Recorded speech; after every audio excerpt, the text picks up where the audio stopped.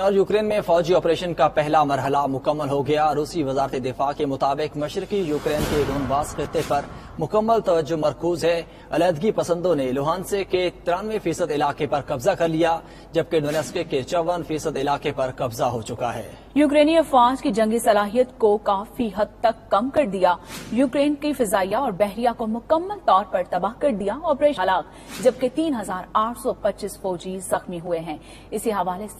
اسی طرح یوکرین کے 14000 فوجی ہلاک اور 16000 زخمی ہوئے ہیں۔ مزید جانتے ہیں گھمن سے۔ شاہد گھمن، بتائیے گا کہ روس نے یوکرین جنگ کے حوالے سے تازہ ترین کیا اعداد و شمار جاری کیے ہیں؟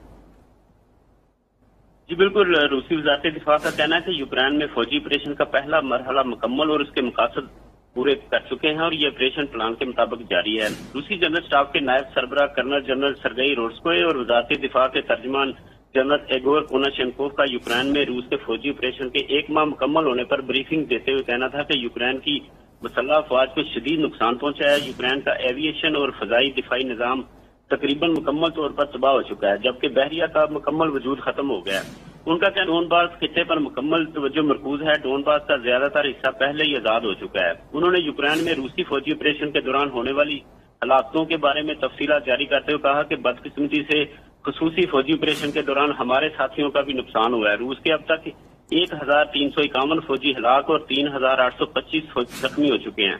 سرگئی روڈسکوئے کا کہنا تھا کہ 1 ماہ کے دوران یوکرین کا بھاری جانی نقصان ہوا ہے، تقریباً 14000 یوکرینی فوجی ہلاک اور 16000 زخمی ہوئے ہیں۔ ان کا کہنا تھا کہ یوکرین کی فوج نے ہارڈ ویئر میں بڑا نقصان اٹھایا ہے، جس میں تقریباً 1600 ٹینک اور دیگر بختر بند گاڑیاں تباہ ہو گئی ہیں۔ ان کا مزید کہنا تھا کہ روسی فوج نے کیف کی فضائی اور طیارہ شکن افواج کو بڑی حد تک تباہ کر دیا ہے، جبکہ نو فلائی زون کی صورت میں روسی فوج فوری طور پر حرکت میں آ جائے گی۔ جی بہت شکریہ شاہد گھمن، آپ ہمیں تفصیلات سے آگاہ کر رہے تھے۔